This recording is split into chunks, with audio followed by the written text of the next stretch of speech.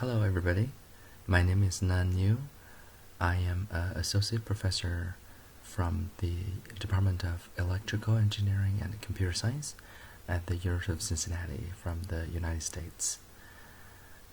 This is a joint work with Logan Johnson, who's a master's student studying at UC, and also Dr. Christopher Diltz, who is with the Adaptive Computing. It's a company that is located near Dayton, Ohio. So we're very happy to report our paper at the ICSR 2020 conference. So the title of our paper is Safety Patterns for SysML. What does OMG specify? So to get things started, I would like you to take a quick look at the second slide that I have in here, and then to think about in your mind what might be in common of these 9 companies that I listed here.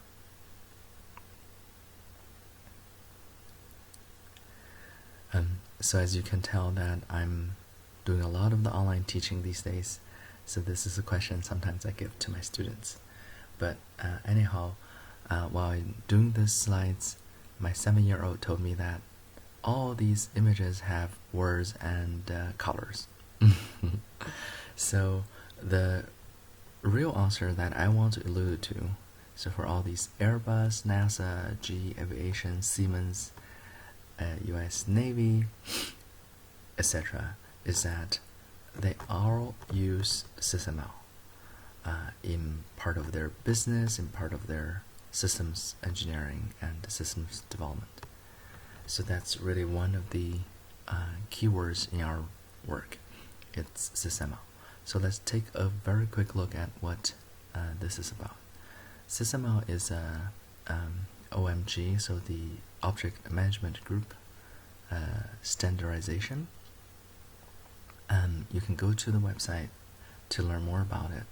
So basically, it's a extension from UML 2 to try to broaden the development from software system to more software-intensive systems.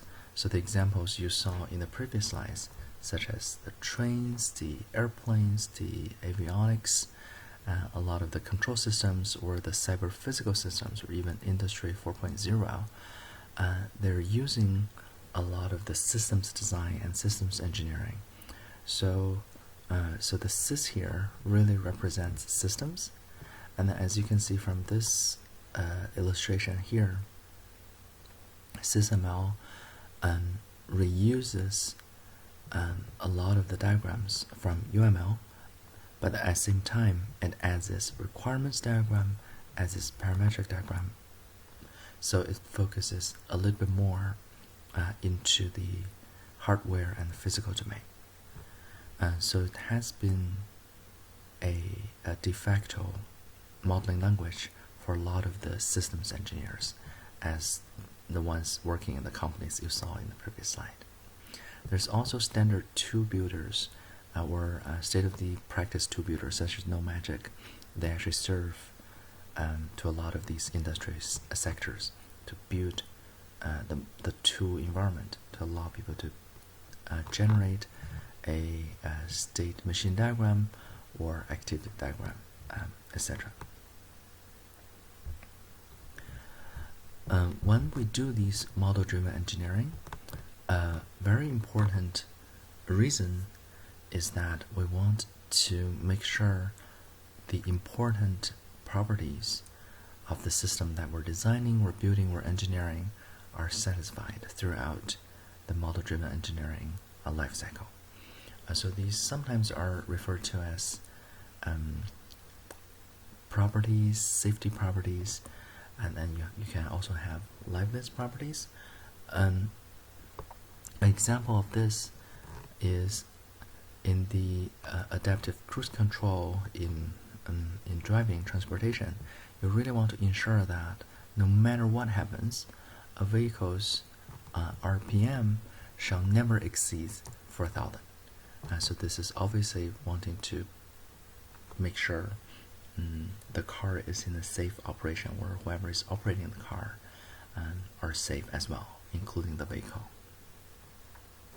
So when you have some complicated model or evolving model like this, you could actually use model checking, at the same time a formal specification language to express your property, so that the satisfaction of the model with respect to the property can be either ensured or a counterexample can be generated, so you could debug or either revise the property or the model, or both. So an important part of this model-driven engineering, which we address, is formal specification generation. So there's a lot of research about model checking and probabilistic model checking. We're trying to use the BDD algorithm to make model checking more bound and efficient, but we're focusing on formal verification. So if you're familiar with the syntax of LTL, the linear temporal logic, what this formula is trying to say is that it is always the case, or globally, so that's what this bracket is trying to show. Also globally, this proposition cannot be true. So this is a classic safety property, saying that something bad just cannot be happen, globally speaking. So what is it that cannot be true? It cannot be true that RPM is greater than 4,000.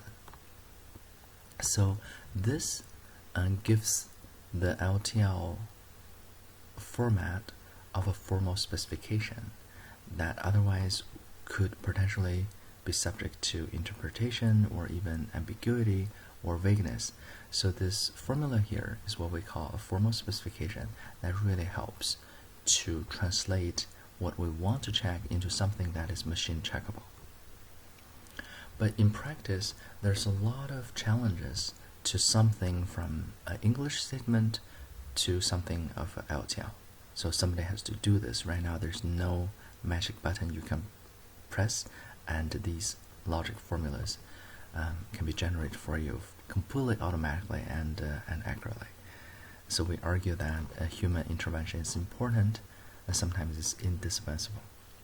So if you're a practitioner, you may really want to ask, what properties do I start specifying, and how to assess the validity? How do we know that the properties that I specify are actually something that I meant to specify? And did I introduce mistakes or omissions through this process?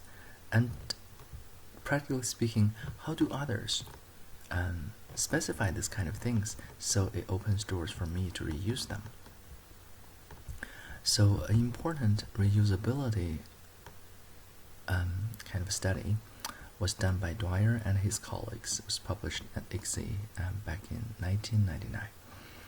So their paper is called Patterns in Property Specifications for Finite State Verification.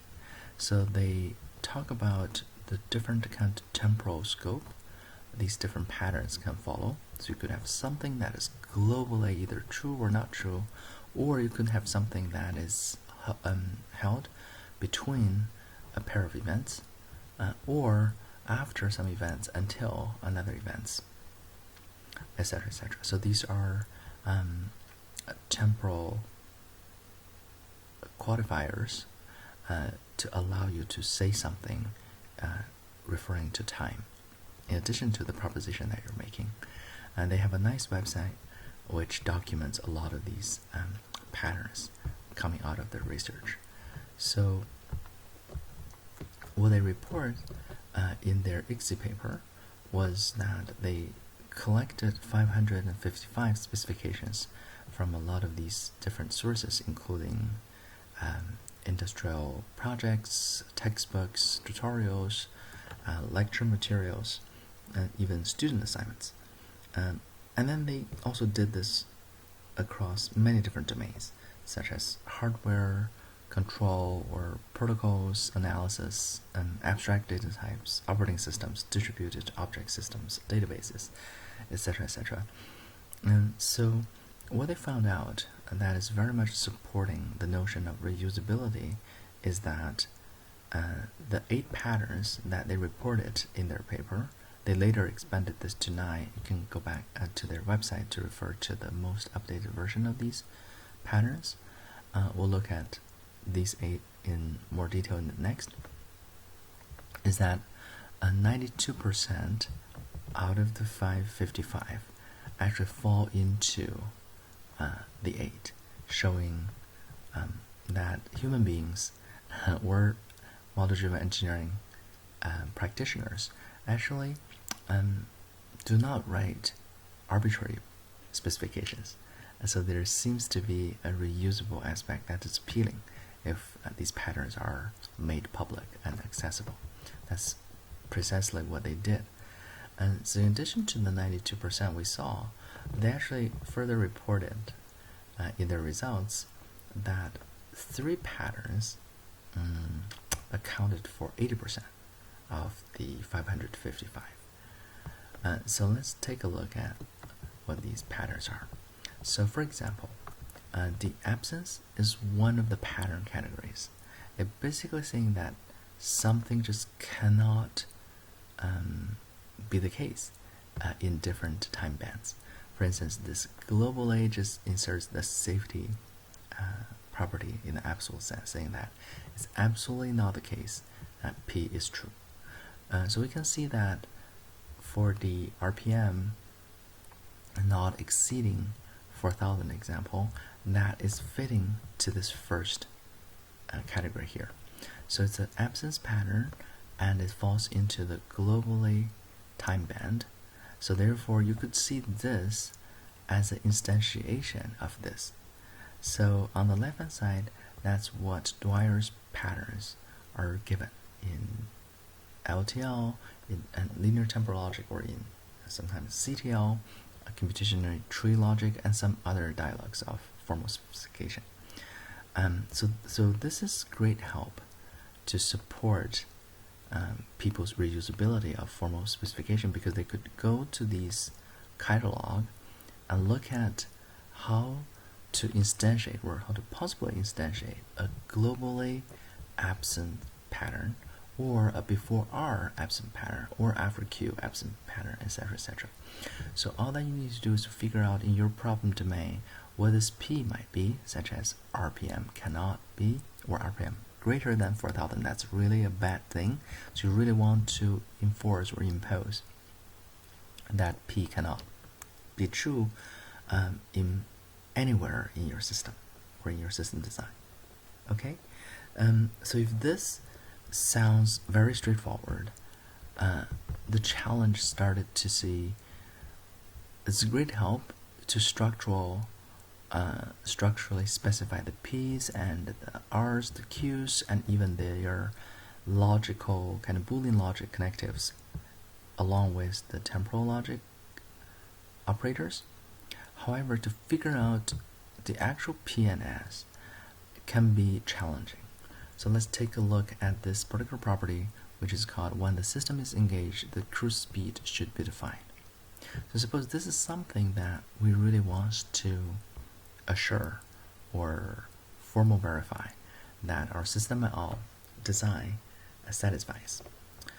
So then people can actually have different ways of approaching by using Dwyer's specification patterns. One could say that, yeah, I could see an absence pattern just like the RPM thing. We could assert that, globally speaking, it's always not the case that when you have system engaged at an unknown cruise speed, that can possibly be true. So this is one way of making a logical connection of these two clauses, and you insert that cannot be true. Or you could also say that whenever system is engaged, it's just not the case that cruise speed is unknown. So this is a logical implication. Then you still assert that this is an absence pattern. So globally, whatever is specified in here cannot be true. So there's a little bit of this variation people may introduce. And yet, people may actually go with a completely different pattern category. So they may say this is not an absence pattern, this is actually a response way of looking at things, which is to say that it's always the case that when the trigger is triggered, or when some condition is triggered, then sometime in the future as host. So we could also write the formal specification saying that when system is engaged, and eventually or sometime in the future, the cruise speed is now. So it turns out that all these three different variants could possibly be a sensible transformation or formulation of this desired property. That's why English, when you push this into a formal specification, can actually be open to interpretation, or they may even have ambiguity, meaning that some SysML model may satisfy one and only one of these properties but not the others, but your English could potentially have different interpretations of it. So that's another way of looking at one formal specification. Is really important to try to narrow down the interpretation or making your requirements or even satisfaction of requirements machine doable. So what we really want to do in this work is to extend the syntactic support. So this is an absence pattern, this is a response pattern that Dwyer and his colleagues have proposed, to something that would support the model-driven engineers a better way of handling the P's, the Q's, the R's, the S's, right?